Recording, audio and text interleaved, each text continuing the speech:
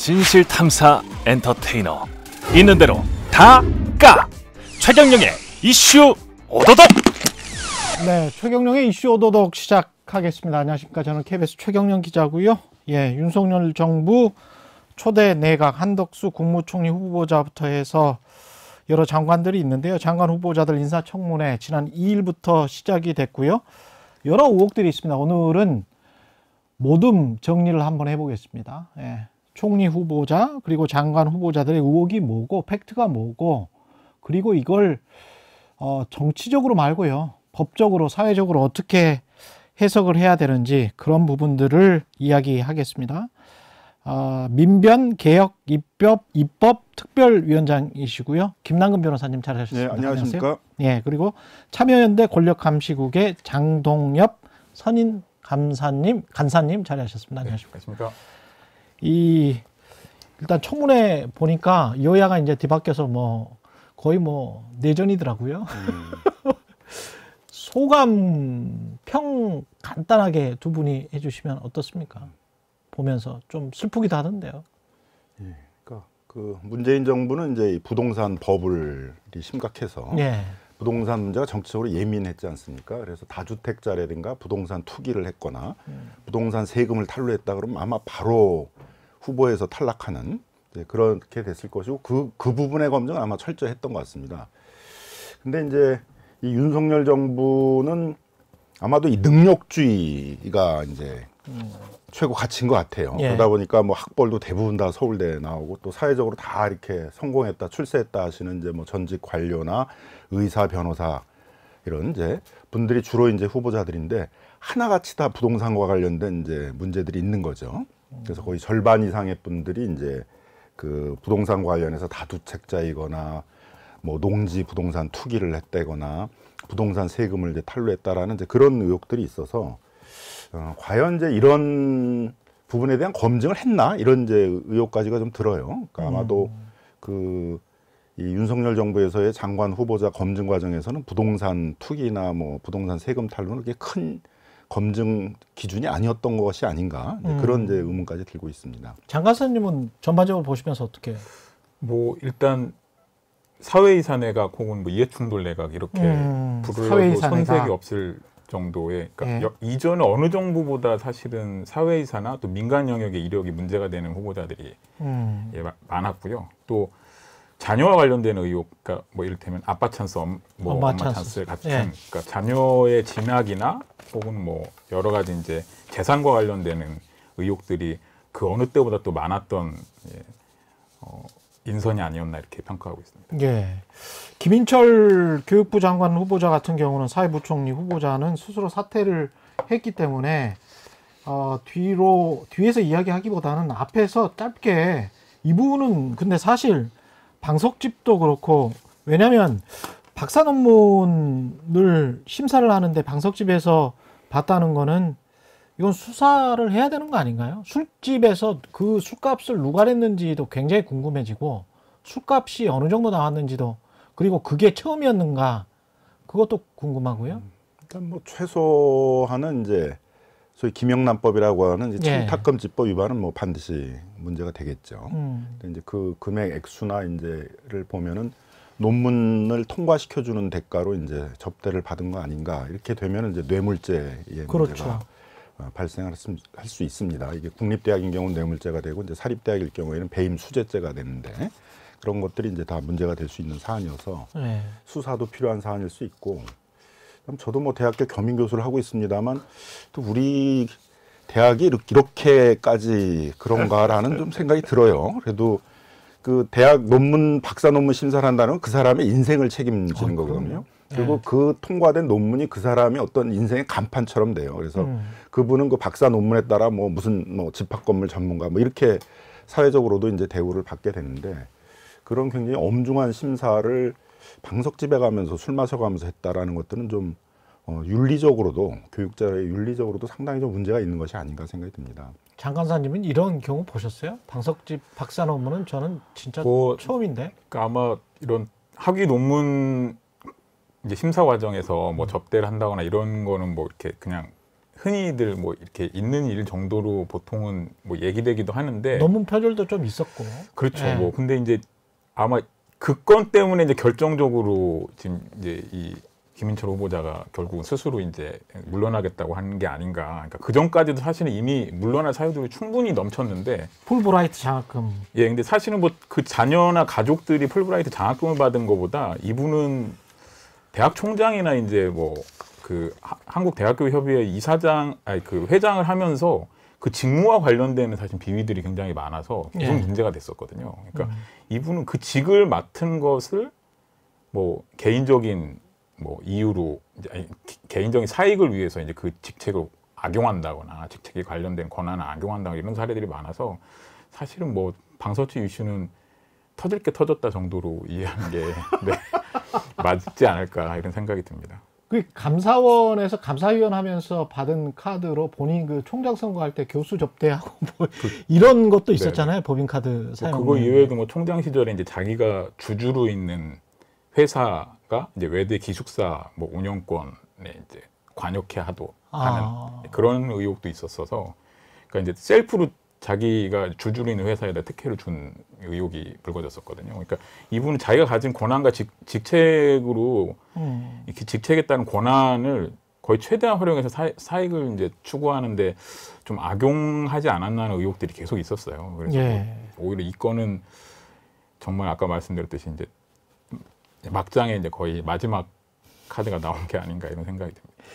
그 부동산 의혹, 김남근 변호사님은 부동산 의혹이 많다. 그리고 장관사님은 사회이사 내각이다. 이런 이야기로 정의를 했는데 한 명씩 좀 훑어볼까요? 이 지금 한덕수 뭐 높으신 분이니까, 총리가 제일 높으니까 총리 후보자 그 이야기부터 해야 될 것 같은데, 김앤장 먼저 떠오르고요. 예, 김앤장이 왜 문제가 되는 건지 그것부터 좀 말씀을 해주시겠습니까? 김앤장은 이제 정상적인 법무 업무만 하는 것이 아니라 예. 정부를 상대로 한 이제 로비스트 업무를 하는 것 같아요. 그래서 전직 관료들을 대거 영입을 해서 뭐 점점 숫자가 늘어나고 있습니다. 뭐 예. 100여 명의 이제 전직 관료들을 영입을 해서 그럼 이분들이 뭘 하는지는 또 밝히질 않고 있어요. 그리고 한덕수 후보자도 김앤장에서 뭘 했는지는 이제 전혀 자료들을 공개하지 않는 상태 속에서, 근데 이제 몇몇 그 사건들이 이렇게 드러난 게 있었죠, 예전에. 예. 뭐 예를 들면 이제 그 강제징용 그 손해배상 사건과 관련해 가지고 김앤장이 맡았죠. 그거. 예, 김앤장이 이제 맡았는데 뭐 소송에서 법률 대리한 것만이 아니라 이제 이게 대법원에서 이제 먼저 한번 판결이 났어요. 손해배상 청구를 그렇죠. 인정을 하는 예. 그 대법원 이제 파기환송해서. 근데 그러니까 이제 문제가 되니까 그 강제징용을 하는 회사들을 이제 대리해서 그 유명한 이제 전 외교부 장관이 이제 김앤장의 고문으로 영입이 돼서 그분이 이제 박근혜 정부 인수위 시절에 예. 그 시절에 이제 그 외교부 장관으로서의 이제 상당히 그 가능성이 높은 뭐 윤병세라는 이제 그 분을 이제 그 미쓰비시 중공업의 예. 고문과의 만남을 이렇게 주선시켜주는, 그러니까 로비스트라는 게 전형적으로 이렇게 누구를 만남을 주선시켜주고 거기 가서 이제 해주는 예. 게, 그 만남을 주선시키는 것만 가지고 이제 미국에서도 막 그냥 그 수십억 수백억 우리 돈으로 따지면 그런 이제 그 로비스트 자금을 주는 거잖아요. 예. 그런 것들도 이제 이렇게 드러난 게 있었고, 또 대법원에서 이제 그 사법농단 사건 때 양승태 대법관 그게 드러났습니다만, 이제 그 양승태 대법관 직무실에서 김앤장 이제 변호사가 와서 이 재판을 이제 어떻게 진행할 것인가를 같이 상의를 하면서 뭐 집무실에서? 그렇죠. 대법관 집무실에서? 대법관 집무실에서. 그러니까 그건 재판 업무는 아니었던 거죠. 예. 그래서 그 가능하면 시간을 질질 끌고, 왜냐하면 이미 기존에 이제 대법원 판결이 있었기 때문에 이걸 뒤집으려고 그러면 전원합의체로 가야 되고, 그러니까 이걸 전원합의체로 어떻게 보낼 것인지 뭐 이런 것도 상의를 했던 것 같고, 그다음에 이제 이걸 외교 문제화 시켜야 되기 때문에 외교부가 뭐 대법원에다가 의견서를 제출해야 된다, 뭐 이제 그런 것들을 상의하고 했습니다. 그러니까 이것도 이제 어떻게 보면 대법원을 상대로 로비를 그렇죠. 한 거잖아요. 그래서 이제 결국은 김앤장은 그 미국에 있는 로비스트 로펌과 같은 이제 기능을 한다라는 것들은 이미 이제 공공연히 알려진 것이고, 근데 미국은 로비스트법이 있어서 로비스트 활동을 하려면 이제 다 등록을 해야 됩니다. 예. 로비스트로서. 그리고 로비스트로서 활동을 할 때 그럼 대법원장을 만났다. 그럼 언제 대법원장을 만나서 몇 시간 동안 얘기를 했고 무슨 얘기를 했고 뭐 선물을 제공했으면 얼마짜리 선물을 제공했다. 이런 것들을 이제 다 그 기재를 해서 외부에서 그 로비스트의 활동을 투명하게 확인할 수 있도록 이렇게 그렇죠. 하고 있습니다. 예. 근데 우리가 모르잖아요. 김앤장이 뭘 하는지. 하다못해 장관 한덕수 예. 총리 후보 검증을 하는데도 김앤장에서 뭘 했는지를 몇 년 동안 있었는데 3년 동안 있었는데 뭘 했는지를 하나도 알 수가 없는데 그러면 이거는 이제 비정상적인 분명히 이제 음성적인 그러네요. 로비스트 역할을 하는 거잖아요. 예. 그러니까 로비스트법을 만들어서 아예 다 등록하고 투명하게 하든가 미국처럼. 네, 미국처럼 하든가 이제 아니면 뭐 처벌 받아야죠. 근데 이제 지금의 처벌의 가능성이 있는 법은 뭐냐면 이제 변호사법이에요. 일단 변호사 아닌 자가 변호사 업무와 관련해서 이익을 나누면 이제 변호사법 34조에 의해서 뭐 5년 이하의 징역이 처하도록 이렇게 되어 있습니다. 근데 지금 한덕수 총리가 그 제공한 자료에 의하게 되면 지금 연봉만 받은 게 아니라 보너스라는 것들을 받는데 이게 매년 달라요.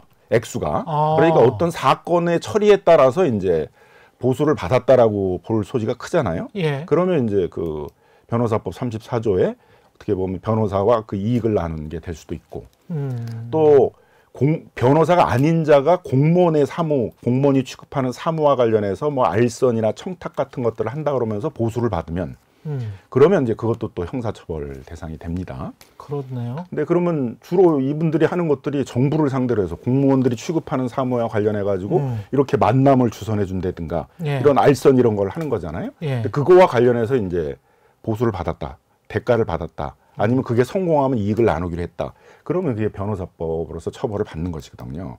그래서 이번 이제 청문회에서도 그런 현행에 있는 변호사법을 위반한 거 아니냐 이런 것들이 지금 논란이 되고 있는 것이고요. 근데 이제 뭐 감히 김앤장이 뭐 웬만한 뭐 검사장들 뭐 예. 고등부장들 뭐 대법관 출신도 다 모여 있는데 거기를 지금 변호사법 위반으로 처벌한다는 거는 이제 뭐 쉽게 이제 또 할 수 있는 일이 아니잖아요. 아니 근데 단체기들 있지 않습니까? 이런 말씀 드려서 제 직업이니까 그렇게 이야기를 할게요. 그러면 기자들이 가령 지역에서 내가 어떤 군청에 누구를 잘 알아. 그래서 이번에 입찰 공고한 기업들이 있는데 건설 회사들이 있는데 야, 잘 말해줄게 주무관이나 사무관한테 뭐 이렇게 해서 뭐 한달치 그리고 뭐 좀 돈을 받는달지 아니면 꾸준하게 그렇게 그런 역할을 해준달지 그러면서 이제 은근슬쩍 변호사법 위반하고 또 이렇게 돈을 받고 뭐 이런 것들은 다 원래 체벌됐었던 거 아닙니까? 다 처벌되죠. 그래서 예. 이제 그 젊은 변호사들이 불만이 많은 게 젊은 변호사들은 조금만 무슨 위반 사건이 있어도 바로 징계에다가 형사처벌을 하는데 그런 거대한 로펌들은 윤리적으로도 비난받을 게 충분하고 형사처벌의 문제도 있는데 전혀 문제가 안 된다는 거에 대한 이제 이건 형평성의 문제가 있는 거 아니냐 그런 문제가 나오죠. 그 윤석열 검찰총장도 사법농단 수사를 하는데 대법관은 구속을 시키면서 김앤장에 대해서는 전혀 수사를 하지 않았거든요. 같이 문제가 될 거 아니에요? 예. 그 문제가 된다면은. 그래서 이제 이렇게 음성적인 로비를 이렇게 하는 것보다는 그럴 거면 이제 아예 로비스트법을 만들어서 우리도 미국처럼 김앤장에 있는 그 로비스트 역할 하시는 분들이 다 등록을 하고 그다음에 이제 관료들을 만날 때 뭐 언제 만났는지 만나서 뭘 했는지 몇 분 동안 만났는지 이런 것들을 다 투명하게 드러내게 하는 것들이 더 바람직하지 않을까 이제 이런 문제들이 나오는 것이죠. 장관사님이 이렇게 쭉 그 한덕수 후보자 네. 그 삶을 보면 제가 보니 2012년 전후로 딱 나뉘죠 이분이 총리 끝나고 무역협회장 그렇죠. 하고 김앤장 있고 뭐 대기업 사회이사 하고 네네. 그리고 다시 이제 총리가 된다는 거 아니에요? 네네. 그러면 이게 공직자 사회에게 주는 시그널도 저렇게 왔다 갔다 해도 총리까지 다시 되는구나 네.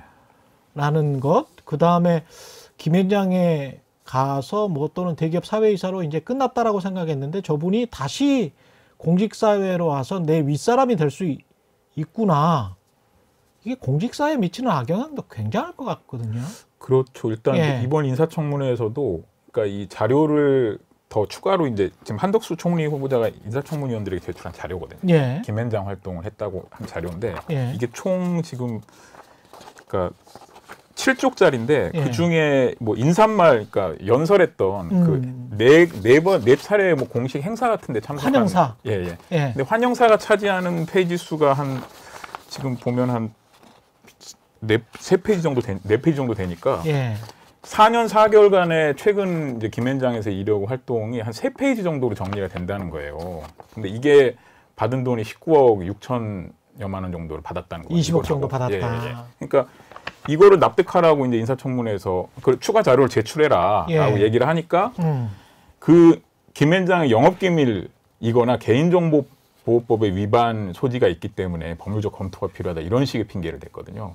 근데 사실은 한덕수 후보자가 법률적 검토를 해야 될 건 이해충돌방지법이에요. 이제 5월 19일부터 시행되는. 예. 그러니까 이분은 여전히 민간 영역의 어느 법무법인 로펌에 지금 고문의 위치에서 인사청문회 임하고 있는 게 아닌가라는 인상을 받을 정도로 그러니까 전혀 지금 그러니까 민간 영역에서 공직으로 다시 넘어오는데 생기는 논란이나 이런 부분에 대해서 제대로 해명할 그러니까 이해충돌 해소 우려에 대해서 해명할 의지가 전혀 없는 그러니까 이게 그럼 공직사회에 어떤 시그널을 줄 것인가? 예를 들면 지금 박진 후보자도 3차례 김앤장 고문 이력이 지금 문제가 됐거든요. 그래요? 근데 네.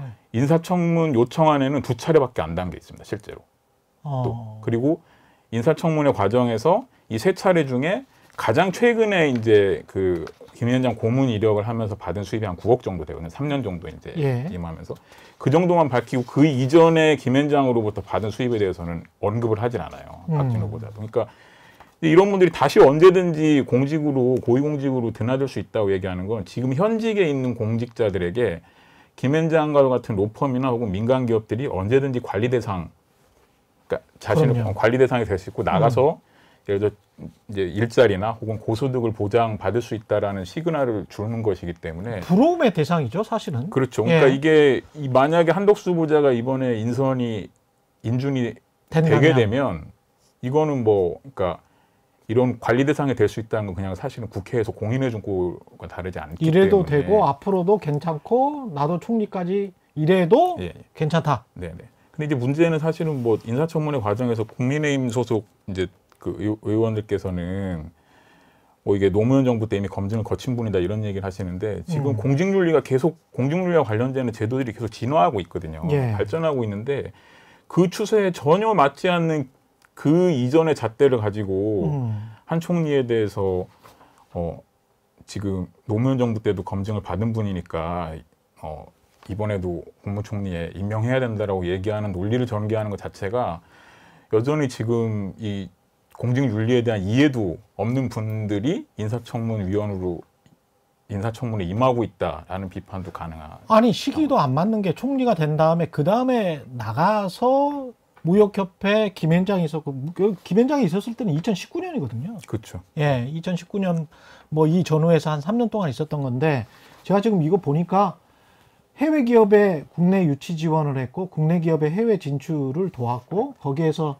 환영사를 했고 기타 기업 활동 지원을 했는데 국내외 경제 환경 변화에 관해서 합리적 의견을 김앤장에게 제시를 해서 4년 동안 3년입니까? 4년입니까? 4년 4개월 4년 4개월 동안 20억 받았다? 네네. 그러니까 이거를 납득하라고 국민의 대표인 국회에서 이걸 납득하라고 얘기하는 것 자체가 이분이 공직윤리에 대한 인식이 얼마나 없는지 또 이해충돌과 관련해서 지금 방지법 원래 공직윤리법상에 이제 이해충돌 방지 의무가 생긴 게 2005년이거든요. 예. 그렇죠. 근데 이제 그게 법으로까지 다시 이제 만들어져서 이해충돌 방지법이라고 아예 이제 독립적인 법으로 만들어져서 이제 시행을 앞두고 있는 상황인데 그 정도로 사실은 이해충돌에 대한 인식이 없는 그러니까 사적 이익을 이제 공직사회 뭐 있을 때는 모르겠습니다. 뭐 논란이 사실은 그동안에 됐지만 예. 공직사회를 떠난 이후에도 계속 사적 이익을 추구하는 것으로 달려오신 분이 다시 공직에 오면서 예전에 검증받았으니까 나는 괜찮다라고 얘기하는 것 자체가 이거는 뭐 이해충돌에 대한 이해가 없는 분이 국무총리에 앉으려고 하신다 이렇게 평가할 수밖에 없는 거죠. 게다가 그 부분은 예전에는 검증을 안 받았잖아요. 김앤장에 있었던 부분은. 근데 이게 김앤장에서 영업비밀이다. 우리는 소리 못 내놓겠다. 한덕수 후보자도 그거는 뭐 자세하게 그리고 나는 정말 국익을 위해서만 일했다. 이렇게 주장을 하고 있지 않습니까? 근데 그런 합동법률사무소, 법무법인도 아니고 합동법률사무소잖아요. 김앤장이. 합동법률사무소에서 국익만을 위해서 일하고 20억을 받을 수가 있습니까? 일단 이제 20억을 받았다는 건 사익을 위해서 일을 했다는 거잖아요. 그러니까 어떻게 보면 좀 어떤 교과서적인 정답이 되려면은 뭐 김앤장에서 할 때는 그런 뭐 외국 다국적 기업이나 뭐 국내 대기업들의 이익들을 위해서 활동을 했었지만 그런 부분과는 냉철하게 단정하고 공직에서는 국익과 공익을 위해서 활동하겠다 이제 이러면 되는데 갑자기 김앤장에서 한 것도 뭐 공공 외교다, 네. 공익을 위해서 했던 거다 그러면 이제 그건 도저히 납득이 안 되잖아요. 그러니까 그 이해를 못 하겠더라고요. 예. 그러니까 이분이 이제 이해 충돌의 문제를 이렇게 별로 중요시하지 않는구나. 예. 국민들의 입장에서는 우려를 할 수밖에 없잖아요. 그런 예. 다국적 기업이나 특히 이제 옛날에 논란이 많이 됐던 론스타 이런 데들 또 김앤장이 대리하고 그러는데 그런 이제 외국 다국적 기업이나 국내 대기업들을 이익을 위해서 하시던 분들이 과연 그런 이제 서민들을 위해서 국민 다수를 위해서 공익을 위해서 국익을 위해서 일할 것인지에 대해서는 많은 불신을 가질 수밖에 없는데 그 불신을 해소하고 어떤 자신이 그 공정한 그 공직을 수행하겠다라는 모습을 보이는 게 아니라 뭐 과거에 내가 한 것도 다 김앤장에서 한 것도 다 공익이다 이렇게 나오면 이제 신뢰를 갖기가 어려운 것이죠. 한덕수 후보자는 어떻게 보세요? 두 분 입장에서는 이게 인준을 시켜야 되는 겁니까? 근데 국회 동의가 없으면 안 되잖아요. 그런데 총리 후보자를 또 동의 안 해주면 장관들도 줄줄이 뭐 할 수가 없단 말이죠. 일정상. 어떻게 해야 되는 거죠, 이건? 그런 건 국회가 이제 정무적 판단을 좀 해야 되는데 예. 어쨌든 문제는 정확히 다 짚어야죠. 예. 본인도 그 제기되는 문제에 대해서 좀 더 적극적으로 해명하고 어떤 뭐 반성할 점 반성도 하고 또 새롭게 하겠다는 건 하고 이제 이런 모습을 보여야지 이게 해결이 되는 거지. 그냥 뭐 시간이 촉박하니까 이렇게 할 문제는 좀 아니다. 그래서 이해 충돌 문제가 이제 이분이 여러 개가 있거든요. 예. 뭐 예를 들면 93년도 아주 옛날입니다만 그때 청와대 통상산업비서관을 하던 시절에도 그 다국적 기업인 AT&T 예. 그다음에 이제 엑슨모빌에 있는 직원들에게 자기 집을 그 임대를 임대로 줘요. 그리고 월세를 이제 뭐 2년치를 받았다 그러면서 뭐 그 선납 임대료로 뭐 3억을 받았다. 3억 8천짜리 집을 뭐 3억을 받아가지고 그걸로 아마 이제 매입 자금 같은 걸 썼던 것 같은데 예를 들면 미국의 뭐 뉴욕주나 이런 데에 있어서는 월세 선납금을 3개월치 이상을 못 받게 돼 있거든요. 예. 그럼 미국에 있는 그 나라에서도 3개월치 이상을 못 받는 거를 갖다가 거의 뭐 2년치를 선납을 받고 그러면 분명히 정상적인 거래가 아니잖아요. 그러네요. 그러니까 어떻게 보면 지금 만일 이제 문제가 됐다, 공소시효가 남아 있다면 뇌물죄로 처벌받을 수 있는 그런 소지가 큰 사건이란 말이에요. 아. 그래서 이제 그런 것들도 다 뭐 옛날 얘기다라는 식으로만 이제 가면 안 되는 것이고. 예. 그렇죠. 그 청와대에서 통상 업무를 담당하는 사람이 그 통상과 밀접한 이해관계를 갖고 있는 다국적 기업의 직원들에게 돈을 받아가지고 뭐 월세라고 이렇게 어떻게 뭐 포장이 됐을 수도 있습니다만 그런 거는 충분히 그 우려를 갖고 어떤 투명하게 공직 수행을 하진 않았구나 이런 거에 비판을 받을 수 있는 내용인데 그런 부분에 대해서 이제 적극적으로 해명을 하지 않는다는 거죠. 그 후보 배우자가 오랫동안 활동을 안 하다가 서울대 미대를 나오기는 했습니다만은 오랫동안 활동을 안 하다 개인전을 처음 열었는데 그게 또 미술품이 팔려요. 팔리는데 효성 뭐 부영주택에 그 사모님들한테 팔리거든요. 이것도 어디서 많이 본 영화에서 많이 본 것 같은 그런 모습이라서 이게 물론 서울대 미대를 나왔다. 그러나 뭐 한 20, 30년 동안 거의 개인전은 한 번도 안 열었던 분이다. 근데 개인전을 노년에 열었다. 근데 그걸 누가 사간다. 근데 사가는데 재벌 부인들이다. 근데 남편은 엄청난 분이다. 이것도 좀 이상해요. 사실은. 그러니까 뭐 구체적인 어떤 사건이나 이제 그 재벌이 갖고 있는 어떤 사업에 대한 뭐 청탁용이다고는 할 수 없겠지만 어떻게 보면 보험 든다라는 기분으로 그렇죠. 샀을 수도 있을 거란 말이에요.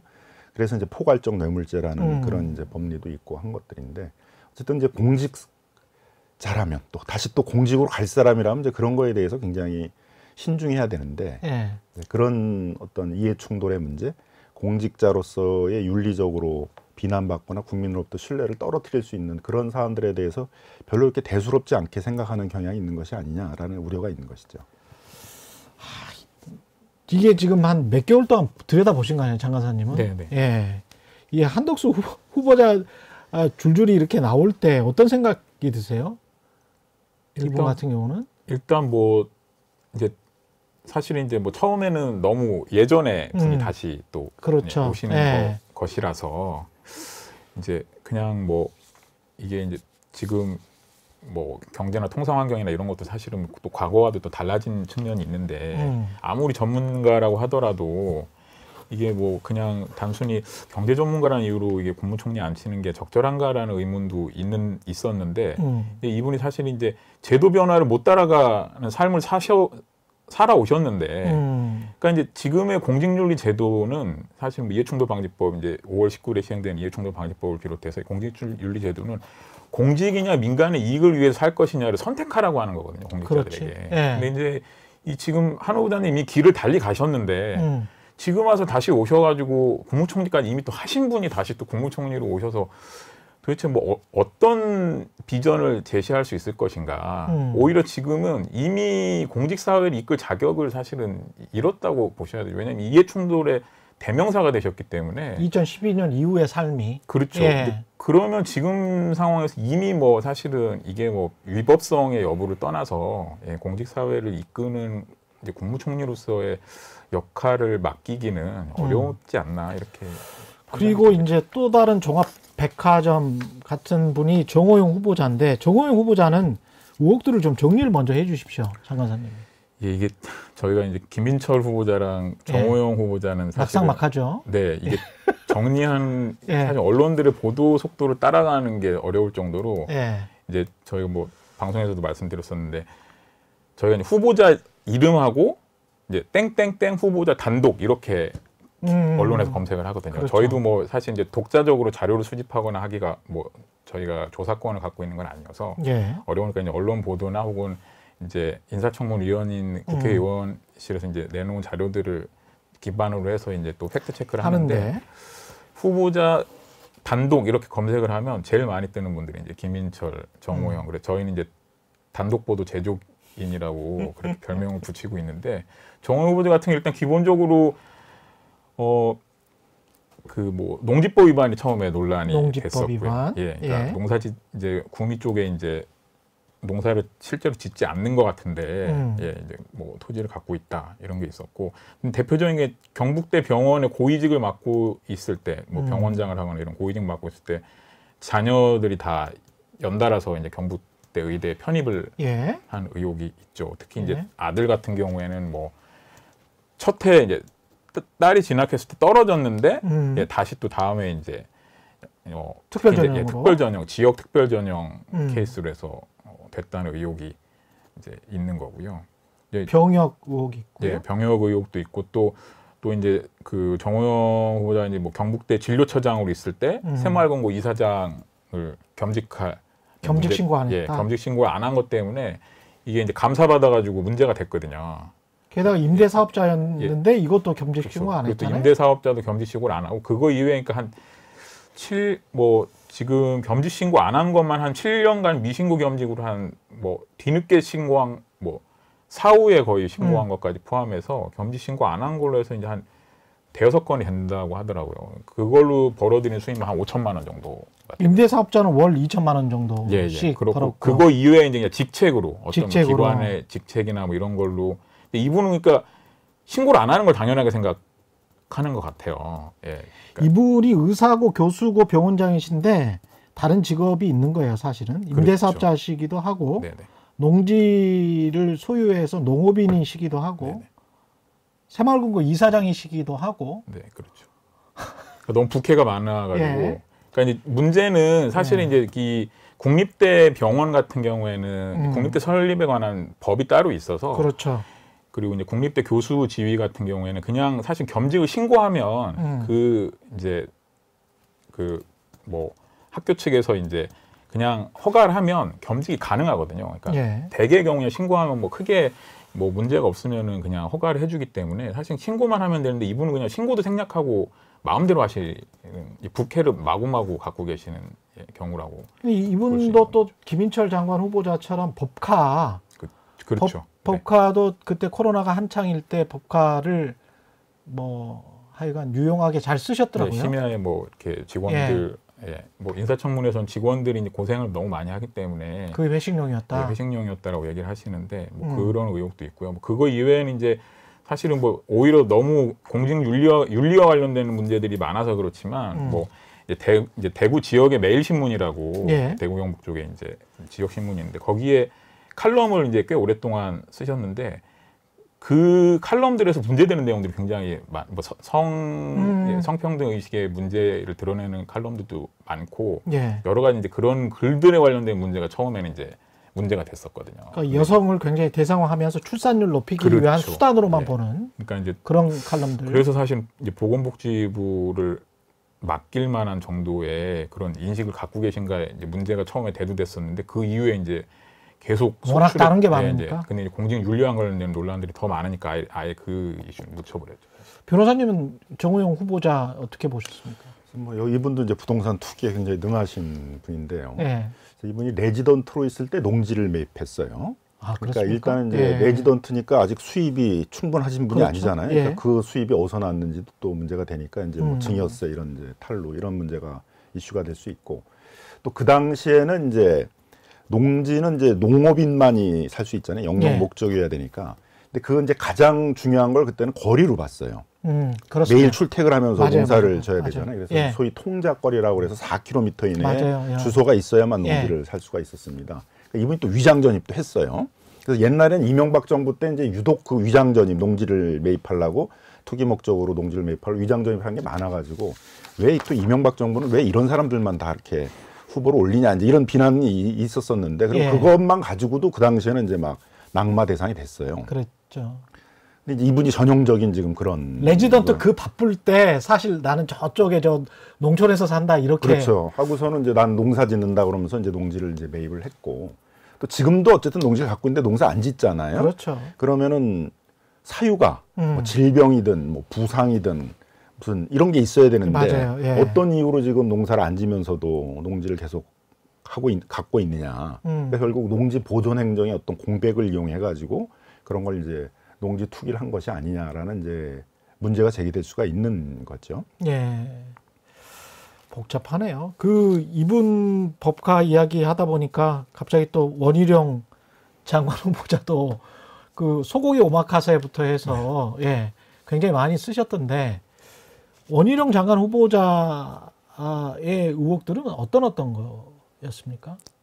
우선 뭐 그 오마카세라고 예. 이야기하는 회 오마카세, 예. 뭐 소고기 오마카세. 그러니까 이제 뭐 예. 예, 같은 뭐 이제 보면 비슷한 액수 한 40만 원대 결제 액수가 예를 들면 뭐 총무과에서 또 결제를 하고 예. 또 이 이제 도지사 비서 쪽에서도 예, 카드 쪽에서도 결제가 같은 날짜에 이루어지는 경우도 있고 그런 그러니까 비슷한 뭐 무슨 간담회 뭐 이런 형식의 비슷한 규모의 결제가 굉장히 쪼개서 특히 50만 원 미만 왜냐하면 이게 기획재정부의 이제 업무 추진비 관련 규정상 보면 이제 50만 원 이상은 뭐 이제 거기에 참석자나 이런 것들을 이제 명기를 해야 남겨놓게 되니까. 있는데 딱 그 50만 원 미만이 되는 정도의 40만 원 정도 액수를 비슷한 규모로 쪼개서 계속 잘라서 결제를 하고 또 양쪽에서 다 동시에 결제하는 경우도 있는 거예요. 그러니까 이게 그러면 도대체 뭐 이게 그냥 회계상 뭐 좀 문제다, 뭐 그냥 회계상 그 처리 과정의 문제다라고만 이제 해명을 하고 있는데 실제로 어떤 참석자들이 왜 어떤 이유로 이런 식의 이제 모임을 가졌는지 또 거기서 이런 방식의 결제가 왜 이런 방식으로 이루어졌는지 왜냐하면 참석자 규모에 따라서 이게 액수가 어느 정도 정해질 텐데 예. 근데 이제 그것에 대해서 명확한 근거가 없다 보니까 이 용도가 뭔지 혹은 뭐 이제 김인철 후보자 같은 경우에나 뭐 이렇게 이제 법인카드 문제가 대두되는 분들이 공통적으로 보면 이렇게 쪼개서 결제를 하는데 이게 실제로 정말 쓰인 돈인지도 잘 알기 어려운 경우도 많거든요. 예. 그래서 뭐 원희룡 후보자 같은 그거 이외에도 뭐 지금 출장비나 이 업무 추진비들 그러니까 서울로 자기가 정치 일정 때문에 출장하는데 사실 도지사 업무와 관련된 것으로 해서 이렇게 출장비를 지출한다거나 뭐 이런 경우도 있고 예. 뭐 아까 이제 가장 문제는 오등봉 사업 관련한 논란이 특혜 논란이 민간 기업들의 좀 특혜 논란이. 그 오등봉 사업 같은 경우는 이게 좀 부인의 저택을 만들어준 건설사가 오등봉 건설 사업 시공사로 선정이 됐다. 이게 오비 일학이냐 아니면은 어떤 특혜가 있었던 것이냐 그거죠. 그렇죠. 예. 그러니까 이제 그 사업에 이제 이게 어떤 거냐면은 이제 이 지역마다 이 공원을 만드는 것들이 이렇게 지정이 돼 있어요. 예. 근데 지방자치단체가 돈이 없다 보니까 그냥 방치만 해놓는 거예요. 아. 그럼 이제 거기 있는 토지 소유자는 개발도 안 되고 그렇죠. 토지 보상도 못 받고, 근데 다 묶여 있잖아요. 예. 그래서 이제 헌법재판소에서 헌법 불합치 결정이 한번 나가지고 이제 한 10년이 이렇게 기간이 되면 이제 다 풀어줘야 돼요. 아. 그러니까 거의 전국에 있는 지방자치단체들이 이제 다 그걸 풀어줘야 되는 상황이 됐어요. 예. 도시계획상 공원이 돼야 될 지역이. 그래서 묘수를 짜낸 게 뭐냐면 이제 그 공원이 될 땅 중에 한 20-30%를 아파트로 개발을 하는 거예요. 그러면 이제 막대한 개발 이익이 나올 거 아니에요. 그렇죠, 그렇죠. 그리고 그 개발 이익을 가지고 거기 나머지 토지들에 대해서 다 보상을 해줘라. 그리고 거기다가 이제 공원 시설 같은 것들을 설치하라 이거예요. 근데 아파트 건설을 하는 이제 전문 업체들 입장에서는 이게 완전히 황금알을 낳는 거란 말이에요. 왜냐하면 거기에 엄청난 큰 공원이 옆에 있는 아파트면은 이게 가치가 엄청 높을 그렇죠, 거 아니에요. 그렇죠. 분양이 아주 고가로 될 수 있는 거죠. 그래서 전국에서 이제 다 이제 이 사업을 하려고 이제 줄을 서는 건설 회사들이 많은 거죠. 그러니까 특혜 사업이 될 수 있는 거니까. 어떻게 보면 이제 제주도에서는 가장 큰 특혜 개발 사업이 될 수도 있었던 사업인데 그 어떻게 보면 업체 선정이나 이런 게 좀 투명하게 돼야 되는데 그런 이제 좀 그 지사하고의 이렇게 어떤 특별한 이해관계가 있는 이제 대들이 예. 왜냐하면 이제 호방건설이라는 이제 거기가 중심에서 컨소시엄을 구성한 건데 호방건설 컨소시엄이군요. 네. 예. 그러니까 거기 컨소시엄에 어떻게 그런 업체가 딱 들어갔냐 이제 그런 게 좀 의문이 생기는 거죠. 근데 그 업체가 마침 부인 저택을 시공을 해준 업체다. 물론 이제 그 선택이 호방건설 했겠지만 호방건설이 왜 그 업체를 선정했냐 이제 이런 것들이 투명하지가 않으니까 이제 컨소시엄을 만들 때 왜 이 업체를 끌고 갔느냐. 혹시 뭐 대장동역이라는 것도 사실 그거잖아요. 비슷하네. 그러니까 왜 갑자기 하나은행이 듣도 보지도 못한 그런 이제 화천대유라는 데를 그렇죠. 컨소시엄의 파트너로 선정했느냐. 뭐 네. 그래서 그걸 연결해 준 것 때문에 지금 그 전직 국회의원이 지금 뇌물죄로 지금 뭐 구속돼서 재판을 받고 있고 그러잖아요. 원희룡 후보 같은 경우는 이게 뭐 그 뭡니까 대장동처럼 그렇게 천문학적인 수익을 본 게 아니고 뭐 한 9% 정도 수익 본 거다 뭐 이렇게 이야기를 하지 않습니까? 그 실제로 그렇습니까? 그러니까 이제 아마 그 예. 수익을 제한하는 이제 그런 약정 같은 것들을 해놨기 때문에 이제 수익이 막대하게 드러나진 않았을 거다 예. 하는 게 있고 제주도에서 개발하는 거하고 서울에 바로 붙어 있는 판교에서 개발하는 건 좀 개발 이익의 단위가 다르니까 그렇죠. 이제 또 시기가 또 다르군요. 다르고 그러니까 예. 그런 건 아닌데 어쨌든 제주도 지역에서는 뭐 상당히 개발 이익이 남는 그런 이제 사업이었을 테니까요. 예. 제주도 지역에 있는 이게 좀만한 이제 이런 건설 회사들은 다 거기에 참여하고 싶었을 거 아닙니까? 그렇죠. 예, 근데 그런 어떤 특별한 이해관계 있는 사람이 건설 회사가 참여했다라는 거에 대해서 이제 의혹이 제기되고 있는 것이죠. 그리고 박진 후보자 같은 경우는 별일 안 했는데 거의 뭐 강의도 안 하고 논문도 안 쓰고 그랬는데 대학교 석좌 교수로 계속 있었다는 것. 그렇죠. 그다음에 이제 아들이 도박회사의 뭐 파트너였다는 것. 근데 그 도박회사가 버진 아일랜드에 있는 뭐 페이퍼 컴퍼니다. 그렇죠. 네. 그러니까 조세 더 피처로 이제 활용되는 예. 버니라인인데. 예. 네. 그리고 이종석 국방부 장관 후보자는 그 자기도 모르는 어떤 자문을 해서 무슨 페이퍼를 누가 작성했는지도 모르겠고 본인도 이거 모르겠다고 한 거죠. 그러면서 네네. 돈을 계속 뭐 받았다는 경동대학교 또 군사학과 신설에 혹시 관여한 게 아니냐. 네네. 복지학과 교수로 있으면서 그렇죠. 미리 임용돼서 네네. 뭐 그거 이외에도 뭐 지금 이종석 후보자 같은 경우에도 뭐 이를테면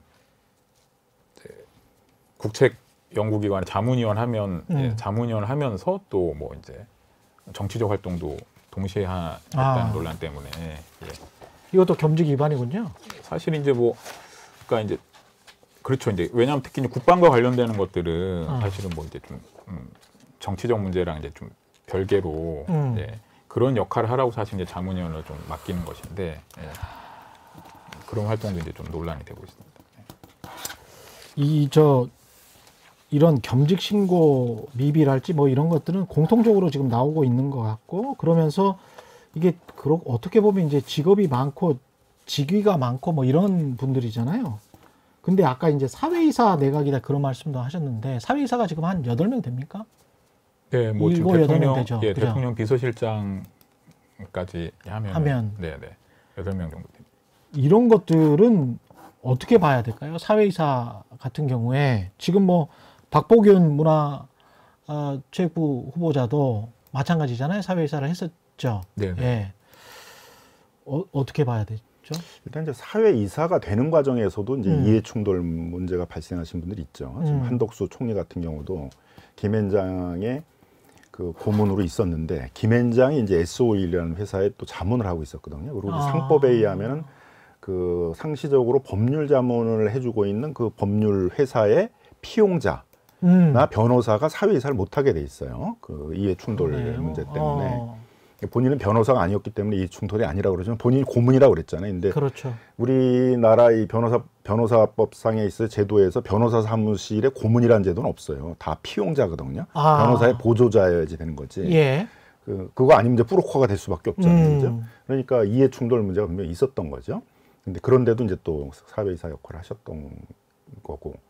그다음에 이제 사회이사를 했던 분들은 이제 어쨌든 그 기업에 있어서의 이익을 위해서 활동하는 것이잖아요. 물론 미국처럼 뭐 인디펜던트 디렉터 해가지고 독립이사로서 뭐 경영을 감시하고 견제하고 이런 역할을 거의 못하고 대부분 우리나라 대기업의 이사회가 총수 대주주의 어떤 거수기 같은 역할들만 하는데 그렇게 이제 그런 대주주나 경영진의 이익을 위해서 활동하셨던 분들이 공직에 진출하면 그분들이 그런 서민들을 위해서 다수의 국민들을 위해서 공익을 위해서 활동할 것이냐라는 거에 대한 신뢰가 떨어질 수밖에 없잖아요.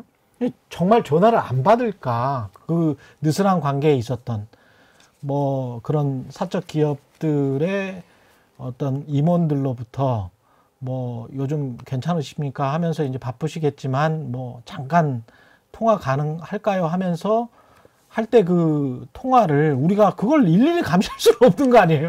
뭐 한덕수 후보자 인사청문회 때 김의겸 의원이 한덕수 후보자로부터 전화를 거의 한 10몇 통? 뭐 20통 가까이 받았다고 얘기를 하는 거예요. 한덕수 후보자로부터 전화가 왔는데. 그러니까 이제 지금 목전에 특히 이제 한덕수 후보자 입장에서 본인을 공격할 이제 의원 그렇죠. 보니까 이제 그랬다는 얘기죠. 근데 달래놔야죠. 예, 근데 뭐 이분이 그냥 점잖게 뭐 이렇게 통상과 관련한 두루뭉술한 자문만 하면서 20억을 받지는 않았을 거라 그렇죠. 보이는 거죠. 그러니까 이게 이제 뭐 자기 이해관계랑 관련돼서도 그렇게 하시는데 20억씩 받으면서 사실은 아무것도 안 했다. 뭐 예를 들면 공식 행사 4번 참석한 게 전부다라고 얘기할 수는 없는데, 예를 들면 이창영 후보자 같은 경우에도 그러니까 사회이사 제도가 원래는 뭐 이제 그 기업에 대한 감시와 견제 역할을 하라고 사실은 이제 그런 제도를 둔 것인데, 뭐 사실은 지금 퇴직한 공직자들의 관리 목적으로 활용되는 자리처럼 맞아요. 그렇게 되고 있죠. 이창영 후보자 같은 경우에도 예를 들면 SK 하이닉스 뭐 이런 뭐부터 시작해서 여러 개를 하셨죠. 여러 개 있으면서 사실은 자기의 이해관계와 관계되는 역할, 이해관계 문제가 되는 역할을 맡은 거거든요, 사실. 원래 산자부 관료셨고 이분은. 그렇죠.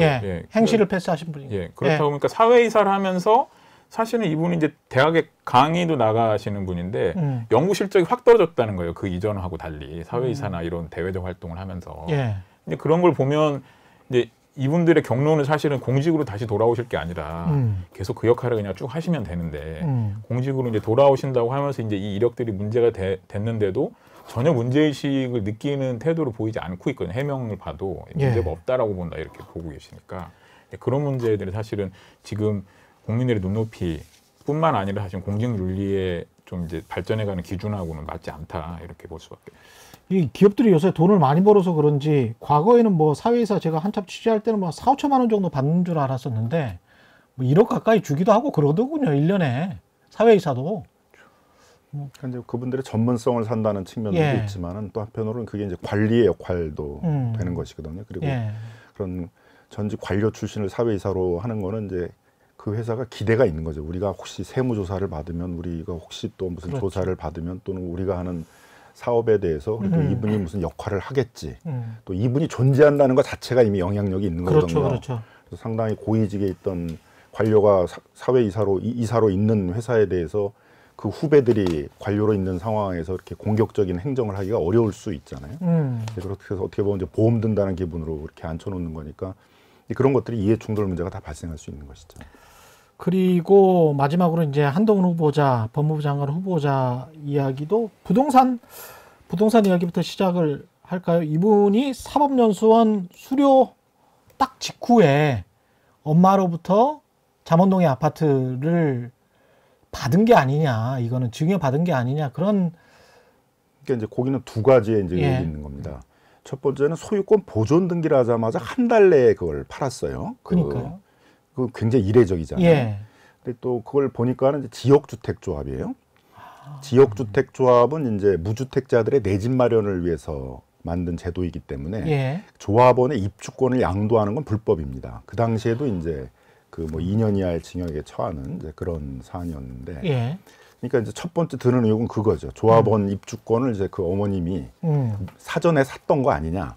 그러네. 근데 바로 이제 그걸 이전해가지고 본인 이름으로 보존 등기하면 형사처벌 대상이 되니까 조합원 이름으로 보존 등기를 한 다음에 한 달 만에 바로 파는 그런 걸 한 것이 아닌가라는 이제 의혹이 들 수가 있는 점이 있고요. 한 달 전에 산 사람이 정땡땡인데 그 사람이 원래 조합원이고. 그렇죠. 이제 조합원이니까 그 사람 이름으로 보존 등기가 됐던 것이고, 그 다음에 한 달 만에 매매를 했단 말이에요. 근데 소유권 보존 등기를 해놓은 사람이 그럼 한 달 만에 팔았다는 건 보존 등기를 하자마자 매물로 내놨다는 얘기가 되잖아요. 이 아파트는 그때 입주를 했어요. 98년에.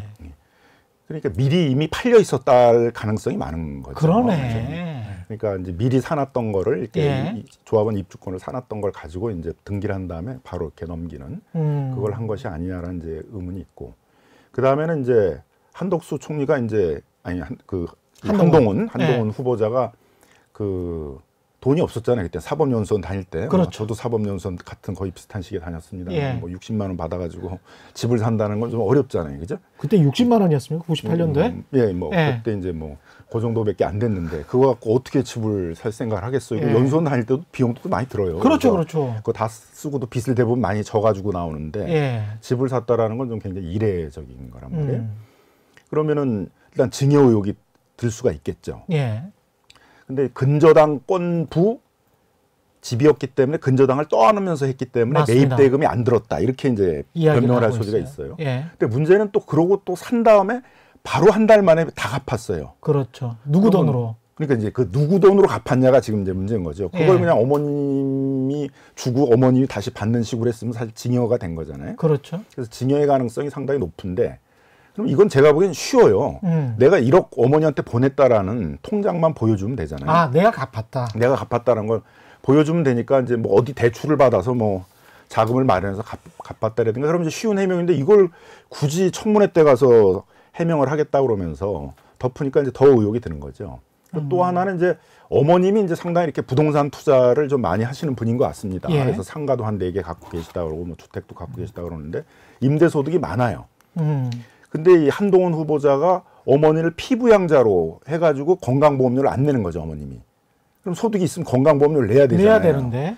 근데 이제 임대소득을 120만 원인 걸로 해서, 왜냐하면 예. 이제 그 재산 공개 거부를 가족이 하려면은 이제 그 정도 소득이 이상이 있어서 이 독립성이 있다 그래야 거부를 할 수가 있거든요. 근데 이게 120만 원은 아닌 거죠. 상가가 네 채나 있고 그러니까 지금. 그렇죠. 상가가 네 채인데 120만 원이면 상가가 임대가 안 됐다는 이야기인가?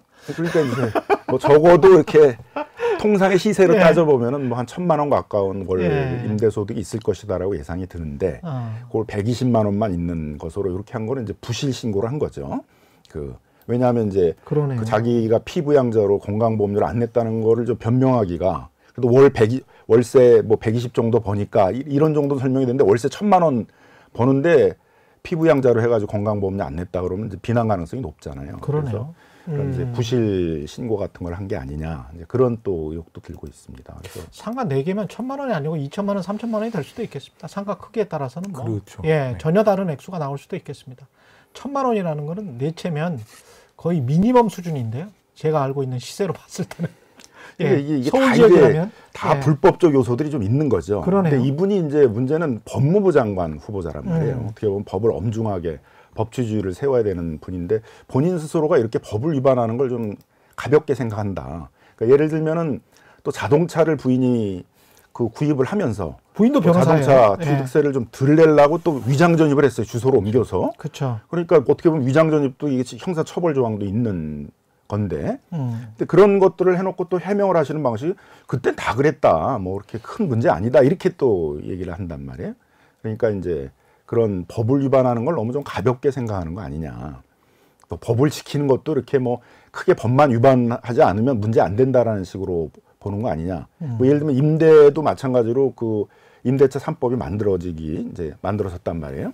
그러니까 어떻게 보면 이제 그 우리 법무부의 정책은 임차인들을 보호하기 위해서 그런 임대료가 많이 오르고 이런 것들에 대해서 이제 어떻게 보면 임차인 보호를 해서 어느 정도는 규제를 하겠다라는 거잖아요. 근데 막 43%나 임대료를 올렸단 말이에요.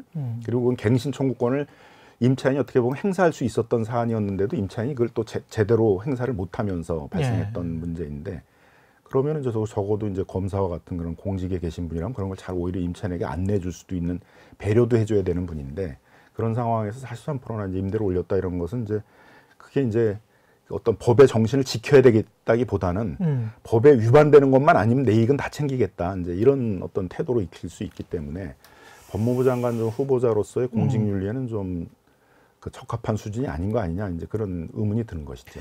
그리고 이제 부인이 변호사인데 이 김현장 변호사죠. 그렇죠. 네. 부인도 아주 유명한 집안인데 근데 이제 딸이 또 국제학교를 다녀요. 그래서 네네. 어떻게 국제학교를 다니지라고 생각을 해보니까 2005년쯤에 아마 미국 연수를 갔을 때 낳은 딸이 아닌가 그런 생각. 안 그러면은 이중 국적을 복수 국적을 가질 수가 없잖아요. 그렇죠. 그렇죠? 네. 그러니까 이제 아마 나이로 봐서는 그 즈음일 것 같은데 그 국제학교를 가서 무슨 이제 스펙 쌓기를 했는데 그게 어떤 기업으로부터 스폰을 받은 게 아닌가. 그렇죠. 이거는 뭡니까? 이제 그 후보자 딸이 이제 뭐 어떤 이제 복지관에다가 노트북 한 50대를 이제 기부를 했다는 거예요. 예. 이제 미국 언론에도 이제 이게 보람된 일이다 이렇게 인터뷰를 할 정도로 딸이 지금도 이제 고2 정도 되는데 국제학교 다니면서 이제 유학을 준비하고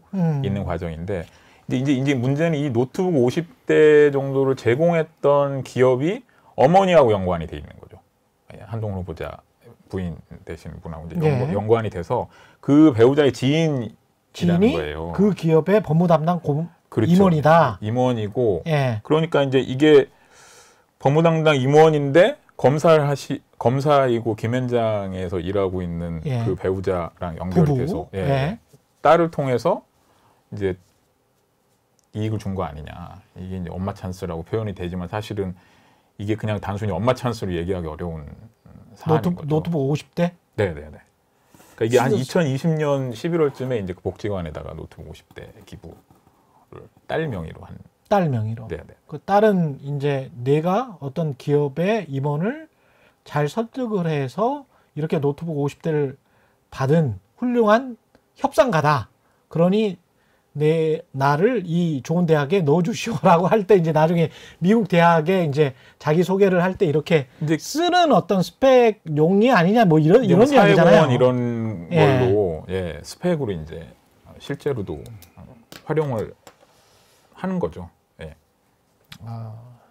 이런 문제는 뭐 이제 해명하는 이제 해명도 사실은 조금 뭐 이게 그 배우자하고 연관이 없다. 그 업체 쪽에나 이제 고 법무 담당 임원했던 그분이 해명을 하고 있는데 실제로 뭐 그냥 개인적 친분으로 그렇게 해줬을 리는 없으니까 이건 뭐 의심스러운 측면이 많은 거죠.